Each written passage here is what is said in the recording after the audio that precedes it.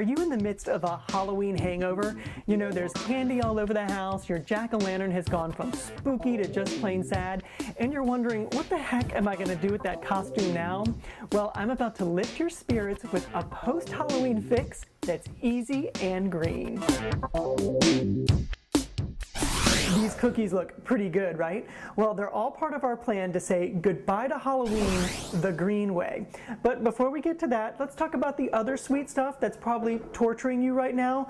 Leftover Halloween candy. I know, you probably just want to be rid of it and toss it into the garbage, but that's a waste of money and really good candy. So I've got two great ideas for you.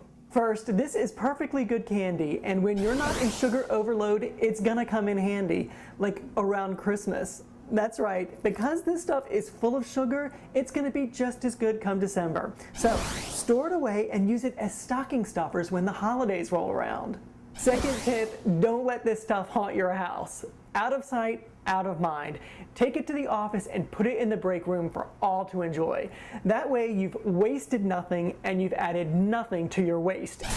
Costumes are so cheap these days, you might be tempted to just toss them once you're done with your big Halloween party. But that's not exactly the greenest thing to do. Instead, donate that ghoulish getup. Lots of thrift stores and even Goodwill stores will be happy to take them off your hands and then sell them next year. And if you've got a really nice costume, check with the theater departments of area schools and even community theaters. They'll love the free duds.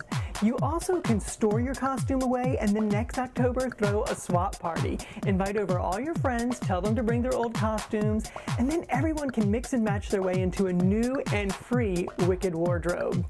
Poor Jack never looked so sad. He's had his big day, so now what? Well, pumpkins are loaded with nutrients, so give your backyard an extra shot of fertilizer and bury old Jack.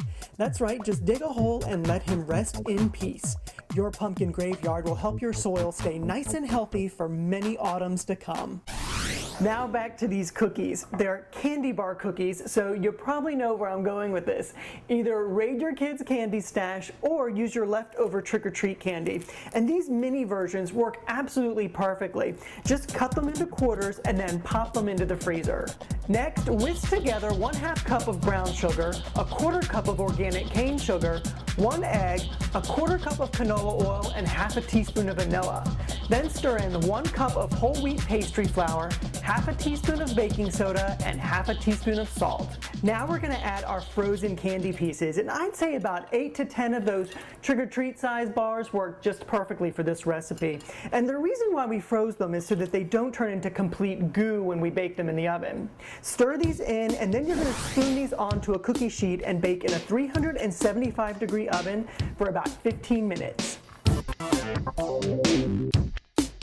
These candy bar cookies are the perfect way to get rid of those post-Halloween blues, the easy way, and of course the green way.